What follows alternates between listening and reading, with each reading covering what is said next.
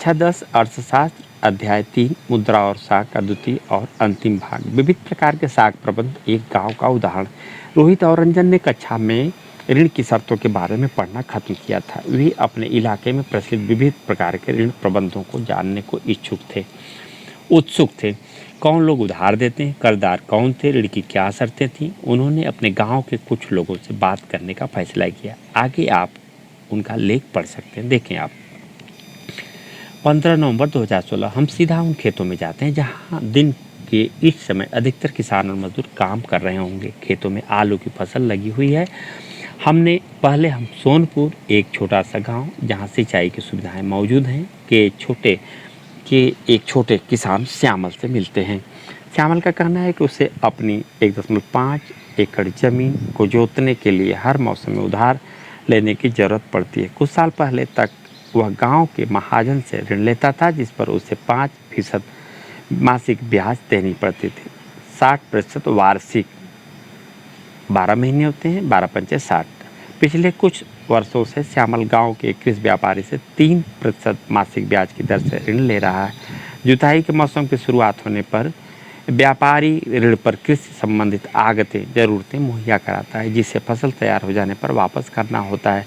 ऋण पर ब्याज के अलावा व्यापारी किसानों से वादा लेता है कि वह अपनी फसल उसी को बेचेगा। इस प्रकार व्यापारी निश्चिंत है कि ऋण की अदायगी समय से हो जाएगी। फसल की कीमतें फसल काटते समय कम होती हैं, इसलिए वह किसानों से कम कीमत पर फसल खरीदकर और बाद में कीमत बढ़ने पर बेचकर भारी मुनाफा कमाता है। व्यापारी को उस समय फसल खरीदने से मुनाफा होता है। वह फसल सस्ते में खरीद कर बाद में कीमतें बढ़ने पर बेचता है। यह तस्वीर देख ले आप, आलू की फसल है। और आगे बढ़े आप देखें। अब हम अरुण से मिलते हैं, जो एक किसान मजदूर के काम का निरीक्षण कर रहा है। अरुण के पास 7 एकड़ ज़मीन है। अरुण सोनपुर के उन कुछ लोगों में से है जिसे खेती के लिए बैंक से ऋण मिला है। इस ऋण पर वार्षिक ब्याज दर 8.5% है और इसे अगले 3 वर्षों में कभी भी लौटाया जा सकता है। अरुण की योजना है कि वह फसल तैयार होने पर अपनी उपज का कुछ हिस्सा बेचकर इस ऋण की अदायगी कर देगा। वह बाकी आलू की फसल को शीत भंडार गृह में रखकर बैंक से इसके बदले नया ऋण लेने के लिए दरखास्त देना चाहता है। बैंक उस किसानों को ऐसी सुविधा देने के लिए तैयार है जो पहले भी खेती के लिए उससे ऋण ले चुके हैं। यह दूसरी परिस्थिति होगी। तीसरा देखें, रमा निकट के खेत में कृषि मजदूर के रूप में काम करती है। साल में कई महीने रमा के पास कोई काम नहीं होता और उसे अपने रोजमर्रा के खर्चों के लिए कर्ज लेना पड़ता है। अचानक बीमार पड़ने पर या परिवार के किसी समारोह पर खर्च करने के लिए भी उसे कर्ज लेना पड़ता है। रमा कर्ज के लिए अपने मालिक पर, जो सोनपुरा का मध्य वर्गीय भूस्वामी है, आश्रित है। भूस्वामी उसे 5% मासिक ब्याज दर पर ऋण देता है। रमा उस कर्ज को भूस्वामी के यहाँ काम करके वापस करती है। अधिकांशतः रमा को नया ऋण लेना पड़ता है, जबकि वह पुराना ऋण लौटा भी नहीं पाती है। वर्तमान में उसे भूस्वामी के 5,000 रुपये देने। यद्यपि भूस्वामी उसके साथ अच्छा व्यवहार नहीं करता, फिर भी वह उसके लिए लगातार काम करती है ताकि आवश्यकता पड़ने पर उसे ऋण मिल सके। रमा हमें बताती है कि सोनपुर में भूमिहीन लोगों के लिए ऋण का एकमात्र स्रोत भूस्वामी नियोक्ता ही है। सहकारी समितियों से ऋण। बैंकों के अलावा ग्रामीण क्षेत्रों में सस्ते ऋण का एक अन्य स्रोत सहकारी समितियां हैं। सहकारी समिति के अलावा अपने संशोधनों को कुछ क्षेत्रों में सहयोग के लिए एकत्र करते हैं। कई प्रकार की सहकारी समितियां संभव हैं, जैसे किसानों, मजदूरों एवं औद्योगिक मजदूरों इत्यादि की सहकारी समितियां। कृषक सहकारी समिति सोनपुर के नज़दीक एक गांव में काम करती है। इसके 2300 किसान सदस्य हैं। यह अपने सदस्यों से जमा प्राप्त करती है। इस जमा पूंजी को ऋणाधार मानते हुए इस सहकारी समिति ने बैंक से बड़ा ऋण प्राप्त किया है। इस पूंजी का इस्तेमाल सदस्यों को कर्ज देने के लिए किया जाता है। यह ऋण लौटाने के बाद कर्ज का दूसरा और दौर शुरू किया जा सकता है। कृषक सहकारी समिति कृषक उपकरण खरीदने, खेती तथा कृषि व्यापार करने, मछली पकड़ने, घर बनाने और विभिन्न प्रकार के खर्चों के लिए ऋण मुहैया कराती है। देख लें आप, आओ इन पर विचार करें। सोनपुर में ऋण के विभिन्न स्रोतों की सूची बनाइए। अनुच्छेदों में ऋण के विभिन्न प्रयोगों वाली पंक्तियों को रेखांकित कीजिए। सोनपुर के छोटे किसान, मध्यम किसान और भूमिहीन कृषि मजदूर के लिए ऋण की शर्तों की तुलना कीजिए। श्यामल की तुलना में अरुण को खेत से ज़्यादा आय क्यों होगी? क्या सोनपुर के सभी लोगों को सस्ती ब्याज दरों पर कर्ज मिल जाता है? किन लोगों को मिल सकता है? सही उत्तर पर समय के साथ रमा का ऋण, जो अभी पिछला उदाहरण था उसको आप देखेंगे, और सोनपुर के उन लोगों में से जो बैंक से उधार लेते हैं। क्योंकि इसे आप देखें, कुछ लोगों से बातचीत कीजिए जिनसे आपको अपने क्षेत्र में ऋण प्रबंधों के बारे में जानकारी मिले। अपनी बातचीत में को रिकॉर्ड कीजिए, विभिन्न लोगों में ऋण की शर्तों की विभिन्नता को लिखिए। भारत में औपचारिक क्षेत्र में साख, हमने ऊपर के उदाहरणों में देखा कि लोग विभिन्न स्रोतों से ऋण प्राप्त करते हैं। विभिन्न प्रकार के ऋणों को दो वर्गों में बांटा जा सकता है, औपचारिक तथा अनौपचारिक क्षेत्र के ऋण। दो प्रकार के ऋण की स्थितियाँ, औपचारिक और अनौपचारिक क्षेत्र के ऋण। पहले वर्ग में बैंकों और सहकारी समितियों के लिए कर्ज आते हैं। अनौपचारिक उधारदाता में साहूकार, व्यापारी, मालिक, रिश्तेदार, दोस्त इत्यादि आते हैं। आलेख में आप देखें, यहाँ पे जो आलेख आपको दिख रहा है में आप भारत के ग्रामीण परिवारों के लिए ऋण से विभिन्न स्रोतों को देख सकते हैं। क्या अधिक ऋण औपचारिक क्षेत्र से आ रहा है या अनौपचारिक क्षेत्र से, यह आंकड़ा दिया गया है। वर्ष 2012 में भारत में 1000 ग्रामीण परिवारों के साख से स्रोत आप देख लें, कितना कितना ब्याज कहाँ से। अन्य अनौपचारिक स्रोत 2%, सरकारी महज 1%, सहकारी समितियां बैंक 25%, रिश्तेदार एवं मित्र 8%, साहूकार 13%, जमींदार आप देख सकते हैं 1%, व्यावसायिक बैंक 25%, अन्य औपचारिक स्रोत 5%। इससे आप आकलन कर सकते हैं कि ग्रामीण परिवार के जो साख के स्रोत हैं या वह ऋण कहाँ से लेते हैं या उसका क्या स्वरूप है, उसमें किसकी कितनी हिस्सेदारी है, इस ग्राफ में आप देख सकते हैं, इस आरेख में। आगे देखें, भारतीय रिजर्व बैंक ऋणों की औपचारिक स्रोतों की कार्यप्रणाली पर नजर रखता है। जैसे हमने देखा कि बैंक अपनी जमा का एक न्यूनतम नगद हिस्सा अपने पास रखते हैं। आरबीआई नजर रखता है, आरबीआई भारतीय रिजर्व बैंक। बैंक वास्तव में नकद शेष बनाए हुए है। आरबीआई इस पर भी नजर रखता है कि बैंक केवल लाभ अर्जित करने वाले व्यवसायियों और व्यापारियों को ऋण मुहैया नहीं करा रहे, बल्कि छोटे किसानों, छोटे उद्योगों, छोटे कर्जदारों इत्यादि को भी ऋण दे रहे हैं। समय समय पर बैंकों द्वारा आरबीआई को यह जानकारी देनी पड़ती है कि वे कितना और किन को ऋण दे रहे हैं, उसकी ब्याज की दरें क्या है। अनौपचारिक क्षेत्र में ऋणदाताओं की गतिविधियों की देखरेख करने वाली कोई संस्था नहीं है। ये ऐच्छिक दरों पर ऋण दे सकते हैं। उन्हें नाजायज़ तरीकों से अपने पैसे वापस लेने से रोकने वाला कोई नहीं है। लेकिन बैंक हमारी उच्च आय क्यों चाहेगा, यह किसानों के मन में यह बात आती है। देखिए आप, औपचारिक ऋणदाताओं की तुलना में अनौपचारिक क्षेत्र के ज़्यादातर ऋणदाता कहीं अधिक ब्याज वसूल करते हैं, इसलिए अनौपचारिक ऋण कर्जदाता को अधिक महंगा पड़ता है। अनौपचारिक ऋण की ऊंची लागत का अर्थ है कर्जदार की आय का अधिकतर हिस्सा ऋण की अदायगी में ही खर्च हो जाता है, इसलिए कर्जदारों के पास अपने लिए कम आय बचती है। जैसा कि आपने ऊपर देखा, जो चर्चा की गई थी सोनपुर के श्यामल के मामले में, कुछ मामलों में ऋण की ऊंची ब्याज दरों के कारण कर्ज वापस करने की रकम कर्जदार की आय से भी अधिक हो जाती है। इसके कारण ऋण का बोझ बढ़ जाता है।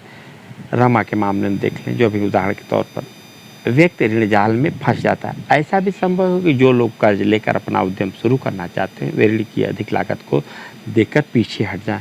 इन सभी कारणों को देखते हुए बैंकों और सहकारी समितियों को ज़्यादा कर्ज देना चाहिए। इसके जरिए लोगों की आय बढ़ सकती है और बहुत से लोग अपने विभिन्न ज़रूरतों के लिए सस्ता कर्ज ले सकेंगे। वे फसल उगा सकते हैं, कोई कारोबार कर सकते हैं, छोटे उद्योग इत्यादि लगा सकते हैं, वे नया उद्योग लगा सकते हैं या वस्तुओं का व्यापार कर सकते हैं। सस्ता और सामर्थ्य के अनुकूल कर्ज देश के विकास के लिए अति आवश्यक है। आप इस तरफ देखें, औपचारिक और अनौपचारिक साख किसे क्या मिलता है। आलेख अभी आपने जो देखा, इसको एक चित्र था और यहाँ पे अभी आप देखेंगे आलेख 2। इससे पहले आप चर्चा कर लेते हैं। शहरी क्षेत्रों के लोगों को ऋण के औपचारिक और अनौपचारिक महत्व को दिखाया गया है। आलेख में गरीब से अमीर लोगों को 4 भागों में बांटा गया। आप देख सकते हैं कि शहरी क्षेत्रों के निर्धन परिवारों की कर्जों की 85% ज़रूरतें अनौपचारिक स्रोतों से पूरी होती हैं। इसकी तुलना आप शहरी इलाकों के अमीर परिवारों से कीजिए। आप क्या देखेंगे कि इसमें केवल 10% कर्ज अनौपचारिक स्रोतों से, जबकि 90% औपचारिक स्रोतों से है, ठीक विपरीत स्थिति हो रही है। एक तरफ ग्रामीण में आप देखें क्या स्थिति है और शहर में अमीर परिवार औपचारिक ऋणदाताओं से सस्ता ऋण ले रहे हैं, जबकि गरीब परिवारों को कर्ज के लिए बहुत सारा पैसा देना पड़ता है। इससे इन सब से क्या पता चलता है? पहला, औपचारिक स्रोत अभी भी ग्रामीण परिवारों को कुल ऋण ज़रूरतों का केवल 50% पूरा कर पाता है। बाकी ज़रूरतें अनौपचारिक स्रोतों से पूरी होती हैं। अनौपचारिक ऋणदाताओं से लिए गए उधार पर आमतौर से ब्याज की दरें बहुत अधिक होती हैं और यह उधार करदाताओं की, हम आगे बढ़ें इसके पहले आप देख लें, शहरी परिवारों द्वारा लिए गए कुल ऋण का कितना प्रतिशत औपचारिक तथा कितना प्रतिशत अनौपचारिक था। आप देख लें गरीब परिवार किस प्रकार से लेता है और कम संपत्ति वाले परिवार, समृद्ध परिवार और अमीर परिवार। ठीक एक तरफ देखें कि 85% गरीब परिवार अनौपचारिक स्रोत में ऋण के प्रतिशत नीला में दिखाया गया है, बैगनी में दिखाया गया और बैगनी में दिखाया गया औपचारिक स्रोत से ऋण का प्रतिशत। ठीक ये आंकड़ा देखें और यह आंकड़ा देखें, ये दोनों एक दूसरे के विपरीत है। अमीर परिवार को ब्याज दर औपचारिक क्षेत्रों से सस्ते दर में प्राप्त हो जाता है, जबकि वहीं गरीब परिवार को ब्याज दर अधिक देनी पड़ती है, यह हिस्सेदारी बनती है।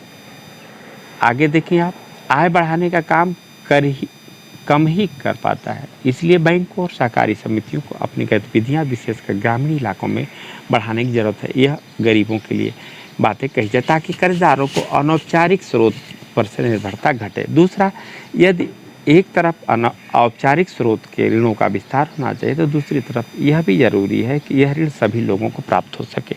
वर्तमान समय में अमीर परिवार ही औपचारिक स्रोतों से ऋण प्राप्त करते हैं, जबकि गरीब परिवारों को अनौपचारिक स्रोत पर ही निर्भर रहना पड़ता है। यह जरूरी है कि औपचारिक ऋण का अधिक समान वितरण हो ताकि गरीब परिवार भी सस्ते ऋण का फायदा उठा सकें। इन विषयों पर विचार कर ऋण के औपचारिक और अनौपचारिक स्रोतों में क्या अंतर है, सभी लोगों के लिए यथोचित दरों पर ऋण क्यों उपलब्ध होना चाहिए, क्या भारतीय रिजर्व बैंक के जैसा कोई निरीक्षक होना चाहिए जो अनौपचारिक ऋणदाताओं की गतिविधियों पर नज़र रखे, उसका काम मुश्किल क्यों होगा। आपकी समझ में गरीब परिवारों की तुलना में अमीर परिवारों के औपचारिक ऋणों का हिस्सा अधिक क्यों होता है। आप देख लें, रजाई की सिलाई करता एक मजदूर, क्या आप मानते हैं कि बैंक मुझे ऋण देगा? अभी जो गतिविधियाँ आपने देखी ऊपर, आपने समझा होगा कि गरीब को औपचारिक ऋण प्राप्त होने में कठिनाई प्राप्त होती है, जबकि अमीर परिवार उसे आसानी से प्राप्त करने में सफल हो जाता है। निर्धनों के स्वयं सहायता समूह, पिछले खंड में आपने देखा कि निर्धन परिवार ऋण के लिए अब भी अनौपचारिक स्रोतों पर निर्भर है। ऐसा क्यों? भारत के सभी ग्रामीण क्षेत्रों में बैंक मौजूद नहीं है, जहाँ कहीं मौजूद भी है बैंक से कर्ज लेना अनौपचारिक स्रोत से कर्ज लेने की तुलना में ज़्यादा मुश्किल है। जैसा कि हमने मेघा के मामले में देखा, बैंक से कर्ज लेने के लिए ऋणाधार और विशेष कागजातों की जरूरत पड़ती है। ऋणाधार की अनुपलब्धता एक प्रमुख कारण है जिससे गरीब बैंकों से ऋण नहीं ले पाते। दूसरी ओर अनौपचारिक ऋणदाता जैसे साहूकार इन कर्जदारों को व्यक्तिगत स्तर पर जानते हैं और इस कारण अक्सर बिना ऋणाधार के भी ऋण देने के लिए तैयार हो जाते हैं। कर्जदार जरूरत पड़ने पर पुराना ऋण चुकाए बिना भी नया कर्ज लेने के लिए साहूकार के पास जा सकते हैं, लेकिन महाजन ब्याज की दरें बहुत ऊंची रखते हैं, लेन देन की लिखा पढ़ी भी पूरी नहीं करते और निर्धन कर्जदारों को तंग करते हैं। हाल के वर्षों में लोगों ने गरीबों को उधार देने के कुछ नए तरीके अपनाने की कोशिश की। इनमें से एक विचार ग्रामीण क्षेत्रों के गरीबों विशेषकर महिलाओं और छोटे छोटे स्वयं सहायता समूहों में संगठित करने और उनकी बचत पूंजी को एकत्रित करने पर आधारित है। एक विशेष समूह सहायता समूह में एक दूसरे के पड़ोसी 15 से 20 सदस्य होते हैं जो नियमित रूप से मिलते हैं और बचत करते हैं। प्रति व्यक्ति बचत 25 रुपये से लेकर 100 रुपये या अधिक हो सकती है। यह परिवारों की बचत करने की क्षमता पर निर्भर करता है। सदस्य अपनी ज़रूरतों को पूरा करने के लिए छोटे कर्ज समूह से ही कर्ज से ले सकते हैं। समूह इन कर्जों पर ब्याज लेता है, लेकिन यह साहूकार द्वारा लिए जाने वाले ब्याज से कम होता है। 1 या 2 वर्षों के बाद अगर समूह नियमित रूप से बचत करता है तो समूह बैंक से ऋण लेने की योग्य हो जाता है। ऋण समूह के नाम पर दिया जाता है और इसका मकसद सदस्यों के लिए स्वरोजगार के अवसरों का सृजन करना है। जैसे सदस्यों को छोटे छोटे कर्ज, अपने गिरवी जमीन छुड़वाने के लिए कार्यशील पूंजी की जरूरतें, बीज, खाद, बांस और कपड़े खरीदने के लिए, घर बनाने, सिलाई की मशीन, हथकरघा, पशु इत्यादि संपत्ति खरीदने के लिए दिए जाते हैं। बचत और ऋण गतिविधियों से संबंधित ज़्यादातर महत्वपूर्ण निर्णय समूह के सदस्य स्वयं लेते हैं। समूह दिए जाने वाले ऋण, उसका लक्ष्य, उसकी रकम, ब्याज दर, वापस लौटाने की अवधि आदि के बारे में निर्णय करता है। इस ऋण को लौटाने की जिम्मेदारी भी समूह की होती है। एक भी सदस्य अगर ऋण वापस नहीं लौटाता तो समूह के अन्य सदस्य इस मामले को गंभीरता से लेते हैं। इसी कारण बैंक निर्धन महिलाओं को ऋण देने के लिए तैयार हो जाते हैं जब वे अपने को स्वयं सहायता समूहों में संगठित कर लेती हैं, यद्यपि उनके पास कोई ऋणाधार नहीं होता। इस तरह स्वयं सहायता समूह कर्जदारों को ऋणाधार की कमी की समस्या से उबारने में मदद करते हैं। उन्हें समयानुसार विभिन्न प्रकार की आवश्यकताओं के लिए एक उचित ब्याज दर पर ऋण मिल जाता है। इसके अतिरिक्त यह समूह ग्रामीण क्षेत्रों के गरीबों को संगठित करने में मदद करते हैं। इससे न केवल महिलाएं आर्थिक रूप से स्वावलंबी हो जाती हैं, बल्कि समूह को नियमित बैठकों के जरिए लोगों को एक आम मंच मिलता है जहां वह तरह तरह के सामाजिक विषयों जैसे स्वास्थ्य, पोषण और घरेलू हिंसा इत्यादि पर आपस में चर्चा कर पाते हैं। गुजरात में महिलाओं की स्वयं सहायता समूह की बैठक आप देखें, ये बैठक करती, कार्य योजना बनाती हैं कि हम कैसे आगे कार्य करेंगे। और आगे देखिए आप, बांग्लादेश का ग्रामीण बैंक, बांग्लादेश ग्रामीण बैंक का उचित ब्याज दरों पर गरीबों की ऋण जरूरतों को पूरा करने का बड़ा सफल इतिहास रहा है। इसकी शुरुआत 1970 में एक छोटे पैमाने से हुई। वर्ष 2018 में ग्रामीण बैंक के अब 9 लाख सदस्य जो बांग्लादेश के 81,600 गाँव में फैले हुए हैं। इससे ऋण लेने वाले ज़्यादातर महिलाएं हैं जिनका संबंध समाज के गरीब तबके से है। इन कर्जदारों ने दिखा दिया है कि न केवल गरीब महिलाएं भरोसेमंद कर्जदार हैं, बल्कि वे विभिन्न तरह की छोटी आय वाली गतिविधियों को सफलतापूर्वक शुरू करने और चला सकने में सक्षम हैं। देखिए आप, अगर गरीब लोगों को सही और उचित शर्तों पर ऋण उपलब्ध कराया जा सकता है तो लाखों छोटे लोग अपनी लाखों छोटी छोटी गतिविधियों के जरिए विकास का सबसे बड़ा चमत्कार कर सकते हैं। सारांश, निष्कर्ष में आप आए। इस अध्याय में हमने मुद्रा के आधुनिक रूपों और बैंकिंग प्रणाली से इसके संबंधों को देखा। एक तरफ जमाकर्ता अपना धन बैंकों में रखते हैं, दूसरी तरफ कर्जदार बैंकों से ऋण लेते हैं। आर्थिक गतिविधियों के लिए ऋण की जरूरत होती है। जैसा कि हमने देखा, ऋण के सकारात्मक प्रभाव हो सकते हैं या कुछ परिस्थितियों में वे कर्जदार की स्थिति और बदतर कर सकते हैं। ऋण विभिन्न स्रोतों से उपलब्ध होता है। ये औपचारिक और अनौपचारिक दोनों तरह के स्रोत हो सकते हैं। औपचारिक और अनौपचारिक ऋणदाताओं में ऋण की शर्तों में बहुत फर्क हो सकता है। वर्तमान समय में अमीर परिवार औपचारिक स्रोतों से ऋण लेते हैं, जबकि गरीबों को अब भी अनौपचारिक स्रोतों पर निर्भर रहना पड़ता है। यह अनिवार्य है कि औपचारिक ऋण के कुल ऋणों में वृद्धि हो ताकि महंगे अनौपचारिक ऋण पर निर्भरता कम हो। साथ ही बैंकों और सहकारी समितियों इत्यादि से गरीबों को मिलने वाले औपचारिक ऋण का हिस्सा बढ़ना चाहिए। ये दोनों कदम विकास के लिए जरूरी हैं। अभ्यास के लिए प्रश्न, जोखिम वाली परिस्थितियों में ऋण कर्जदार के लिए और समस्या खड़ी कर सकता है, स्पष्ट कीजिए। मुद्रा आवश्यकताओं के दोहरे संयोग की समस्या को किस तरह सुलझाती है, अपनी ओर से उदाहरण देकर समझाइए। अतिरिक्त मुद्रा वाले लोगों और जरूरतमंद लोगों के बीच बैंक किस तरह मध्यस्थता करते हैं। 10 रुपए के नोट को देखिए, उसके ऊपर क्या लिखा है। क्या आप इस कथन की व्याख्या कर सकते हैं, हमें भारत में ऋण के औपचारिक स्रोतों को बढ़ाने की क्यों जरूरत है? गरीबों के लिए स्वयं सहायता समूहों के संगठनों के पीछे मूल विचार क्या है? अपने शब्दों में व्याख्या कीजिए। क्या कारण है बैंक कुछ कर्जदारों को कर्ज देने के लिए तैयार नहीं होते? इन चीज़ों को आप देख सकते हैं। भारतीय रिजर्व बैंक अन्य बैंकों की गतिविधि पर किस तरह नज़र रखता है, यह जरूरी क्यों है? विकास में ऋण की भूमिका का विश्लेषण कीजिए। मानव को एक छोटा व्यवसाय करने के लिए ऋण की जरूरत है। मानव किस प्रकार यह निश्चित करेगा कि उसे यह ऋण बैंक से लेना चाहिए या साहूकार से? चर्चा कीजिए। भारत में 80% किसान छोटे किसान हैं जिन्हें खेती करने के लिए ऋण की जरूरत होती है। बैंक छोटे किसानों को ऋण देने से क्यों हिचकिचा सकते हैं? यह तथ्यों को आप देख सकते हैं। वे दूसरे स्रोत कौन है जिनसे छोटे किसान कर्ज ले सकते हैं? उदाहरण से स्पष्ट कीजिए किस तरह ऋण की शर्तें छोटे किसानों के प्रतिकूल हो सकती हैं। प्रतिकूल अर्थात विपरीत। सुझाव दीजिए कि किस तरह छोटे किसानों को सस्ता ऋण उपलब्ध कराया जा सकता है। ये जो रिक्त स्थान है उन्हें पूर्ति करना है। विद्यार्थी इसको गंभीरता से पढ़ेंगे, समझ करके इसकी पूर्ति करेंगे। आगे देखें सही उत्तरों का चयन करने के लिए इसमें सही क्या है और गलत क्या है, इन तथ्यों को विद्यार्थी समझेंगे। स्वयं सहायता समूह में बचत और ऋण संबंधी अधिकतर निर्णय लिए जाते हैं बैंक द्वारा, सदस्य द्वारा, गैर सरकारी संस्था द्वारा।